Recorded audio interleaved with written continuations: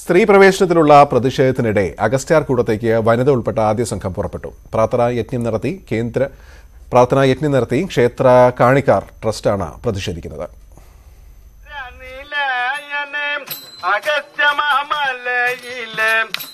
ഹൈക്കോടതി വിധിയെ തുടർന്ന് സ്ത്രീ പ്രവേശനം സാധ്യമായ അഗസ്ത്യാർകൂടത്തിലേക്കുള്ള വഴിയിലായിരുന്നു പ്രാർത്ഥനാ യജ്ഞം. ബോണക്കാട് ഫോറസ്റ്റ് പിക്കപ്പ് പോയിന്റിന് മുൻവശത്താണ് കാണികർ സമുദായത്തിലുള്ളവർ പ്രതിഷേധിച്ചത്.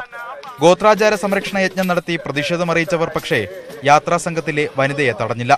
ഒരു സ്ത്രീയെ ഞങ്ങൾ തടയാൻ ഞങ്ങൾ ആഗ്രഹിക്കുന്നില്ല. കോടതി വിധി ഞങ്ങൾ മാനിക്കുന്നു. പക്ഷെ ഞങ്ങളുടെ അവകാശങ്ങൾ ഞങ്ങൾ ആരാധനയും വർഷങ്ങളായി കാത്തുസൂക്ഷിച്ചു പോരുന്ന ആരാധന, അത് ആരാധിക്കാനുള്ള അവകാശം ഞങ്ങൾക്കുണ്ട്. ആ അവകാശം ഭരണഘടനാപരമായിട്ടാണ്, അത് ഞങ്ങൾക്ക് കിട്ടണം. ആചാരങ്ങൾ ലംഘിക്കില്ലെന്നും ട്രക്കിംഗ് പോയിന്റിലൂടെ മാത്രമായിരിക്കും യാത്രയെന്നും സംഘത്തിലെ ഏക വനിത. കണി വിഭാഗക്കാരുടെ അവരുടെ വികാരങ്ങളെ പൂർണ്ണമായിട്ടും ബഹുമാനിക്കുന്നുണ്ട്. അവർ പോരുതെന്ന് പറയുന്ന ഏരിയയിലേക്ക് തള്ളിക്കയറാൻ തീർച്ചയായിട്ടും ഉദ്ദേശിക്കുന്നില്ല. ട്രക്കിംഗ് ചാനൽ ഫോറസ്റ്റ് ഗാർഡ്സ് ഏത് വഴിയാണോ പറയുന്നത് ആ ചാനലിലൂടെ മാത്രം പോയി കംപ്ലീറ്റ് ചെയ്യാൻ പറ്റും തന്നെയാണ് പ്രതീക്ഷിക്കുന്നത്. അഗസ്ത്യാർകൂടത്ത് സ്ത്രീ പ്രവേശനം തടഞ്ഞ വൈൽഡ് ലൈഫ് വാർഡന്റെ സർക്കുലർ നേരത്തെ ഹൈക്കോടതി റദ്ദാക്കിയിരുന്നു. 4700 പേരാണ് ഇതുവരെ ട്രക്കിങ്ങിനായി രജിസ്റ്റർ ചെയ്തത്.